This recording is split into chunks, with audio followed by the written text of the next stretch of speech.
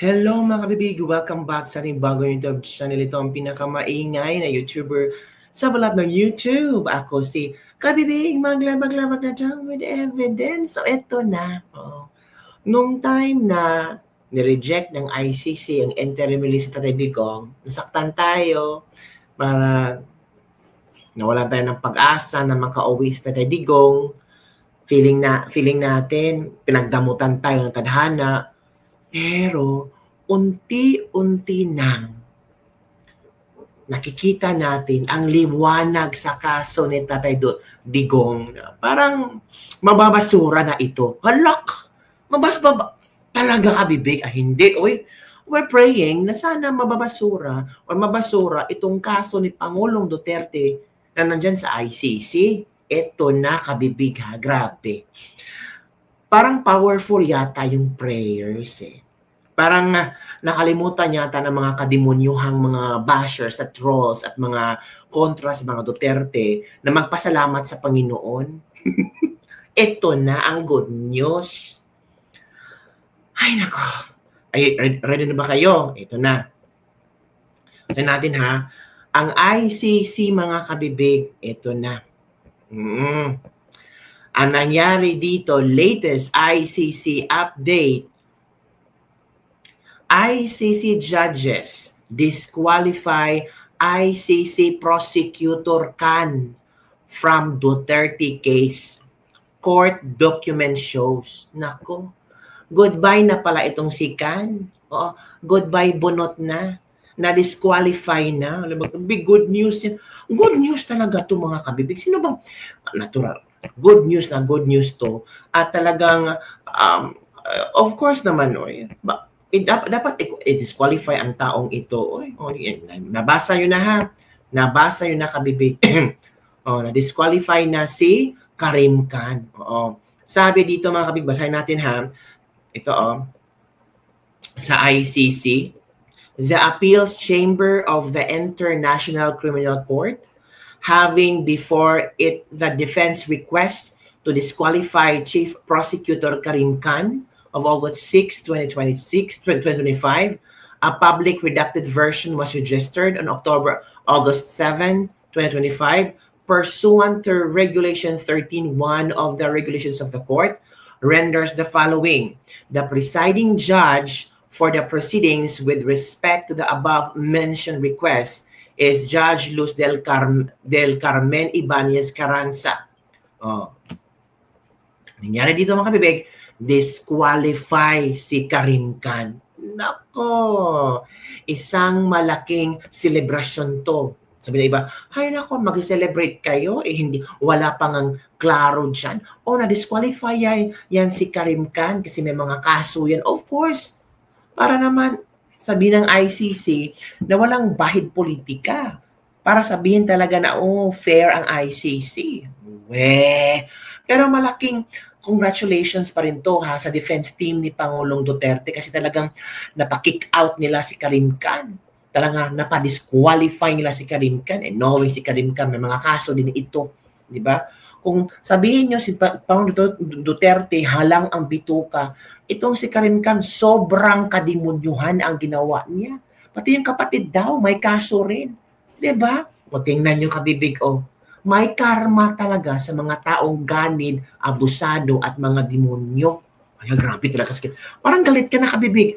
Hindi, I'm just stating a fact. Ito ha, i-share ko sa inyo ang happy, happy news from Alvin and Tourism mga kabibig. Talagang happy siya ibalita sa ating lahat itong napaka gandang news mga kabibig. Ito na. Mga kababayan, gusto ko lang pong ibahagi ang good news na nagdesisyon na po ang Appeals Chamber doon sa motion to disqualify Chief Prosecutor Karim Khan from further involvement sa kaso ni former President Rodrigo Roa Duterte before the ICC. Sinabi po nila na i-disqualify na ang Chief Prosecutor.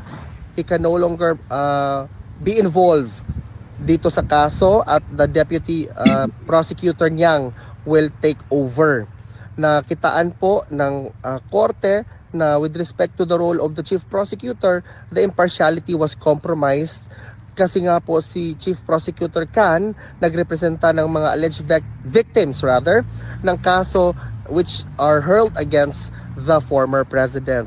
Ipagpatuloy po natin ipagdasal ang ating dating Pangulo at wag na wag po nating kalimutan na he is an accused before the International Criminal Court. Mabuhay po ang mga Pilipino, mabuhay po kayo.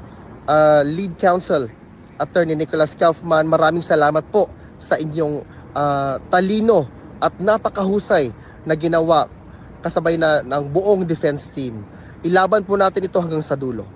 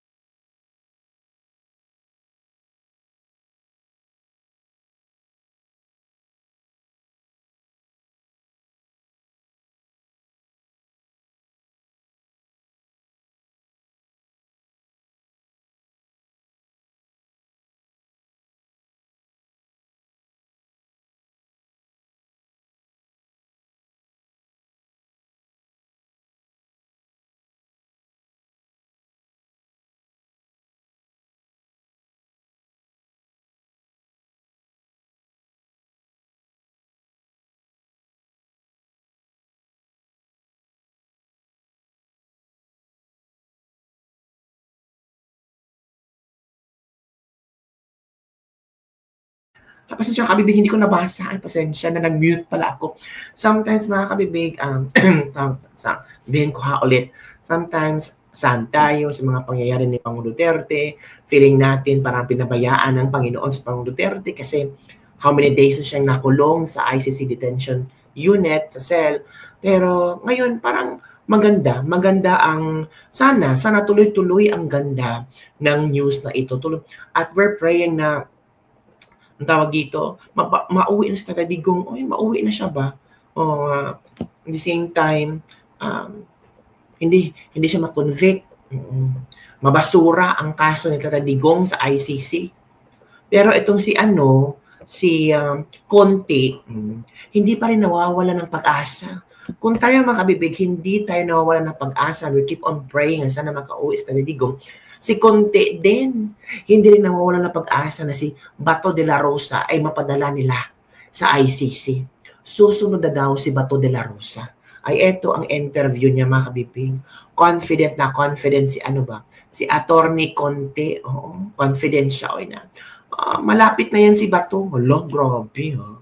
Parang ang lilinis ng mga taong to kabibig. Well, ganun talaga. Trabaho din nila yan. Makinig tayo kabibig ha. Let's listen to their conversation. Okay.